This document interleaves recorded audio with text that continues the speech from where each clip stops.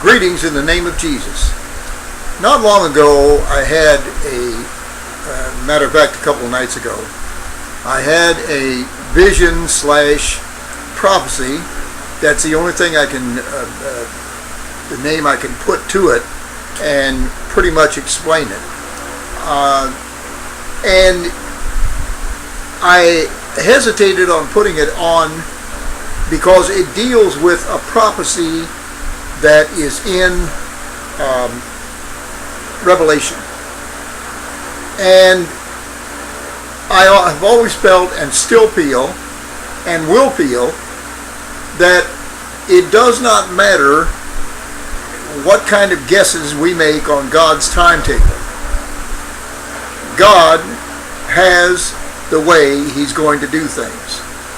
This is set in stone as much as the command, let there be light, or let the firmament come up, let there be land. All of these things are spoken from the lips of God, and there is no changing them. And we have a danger when we start to rationalize and start to theorize about the things that are set in the Bible, because the Pharisees did that in the time of their Messiah. And they had him so different from the prophets and what they spoke about him that they did not believe him. They did not recognize him, and they missed him. And God forbid that we or I should cause anybody to miss anything from God. So I'm going to explain this very gingerly.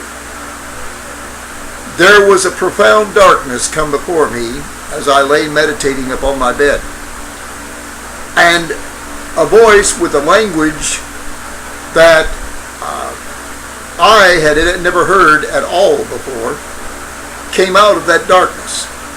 I could not see a form, but the language was there. And as I questioned in my mind about what the language was, another voice came, and I looked to the left, and there was a form of a man standing there. I assume it was a man because it had a man's voice. But there was a form of a man standing there, and he explained to me that this was ancient Chaldean, the language of the Babylonians. And then the language changed to that which I could understand. And it was a woe to Babylon. It was a woe to the Babylon of Revelation. And it said, I completely destroyed the ancient Babylon, along with the Chaldeans, along with the Babylonians who lived in the city. I destroyed its beauty, saith the Lord. I destroyed its memory. And I commanded that no one would live there from that time on. No one would dwell there except the beast of the desert. But I am coming to the Babylon of this day, the proud and the arrogant nation that has forgotten me, has mocked my commandments, has turned their back on my laws and my goodness which I have shown them, and I will utterly destroy their economy. I will destroy their way of living. I will destroy their well-being. But I will not make an utter end to them. For they will go into the streets, and they will mourn in the streets. They will pass their dead. They will pass their dying. They will pass their starving. They will pass those whose my wrath had fallen upon. The end of Babylon the Great is before me, saith the Lord. And these things will surely come to pass, as sure as words come from my mouth. For I am the eternal God, and I am the one that has control over these things. All things will eventually come before me. All men will answer for their works, their doings, their thoughts. And I will be an equal and impartial judge of the deeds of those men. And I will call into remembrance each and everything that I put before them. They will not be able to deny anything. But Babylon, your time is almost up. The hours have turned to minutes, and the minutes will turn to seconds. And you will see a destruction of that great nation, where it will upset the economy of the world. And men will go into the streets not knowing what to do, because this God, this money God that they have worshipped, is no more. It's no good. And they wonder how they are going to live. I do not treasure this thing that I've just said. It does not make me proud. As a matter of fact, it strikes fear in my heart. God is a loving God. God is a gracious God. God is one with abundant mercy. But he is also a God who is in a place where he deserves all of the praise and honor for everything that we see before us. And we have turned our backs upon that. We curse the sun for being too hot. We curse the rain for being too much.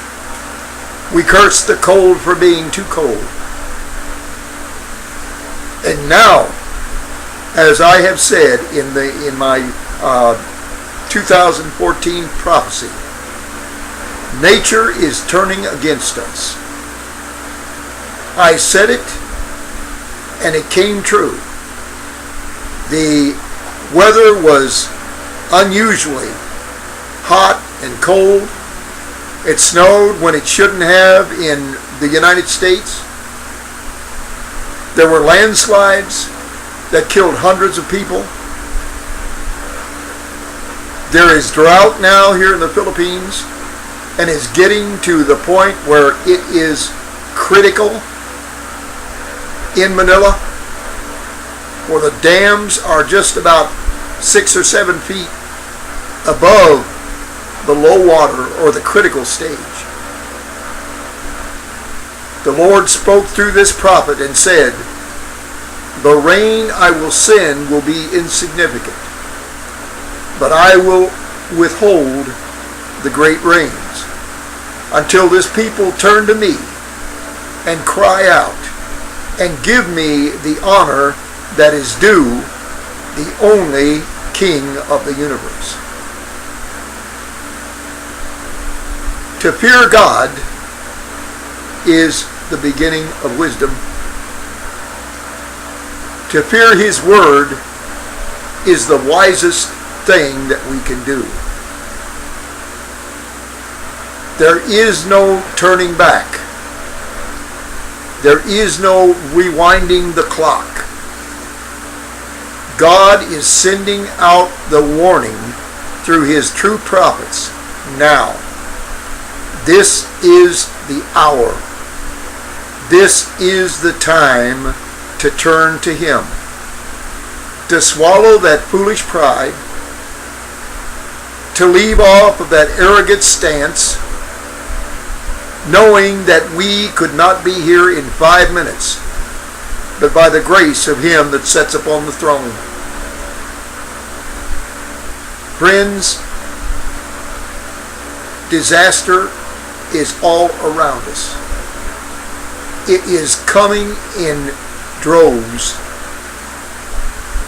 Mark my word, because it's the word of the Lord. He loves, but His love requires something, and that is to acknowledge Him for His place in the universe. And that is the top place. That is the only place that He can be. God bless you. Pray for the United States, because the storm is on its way. Maranatha.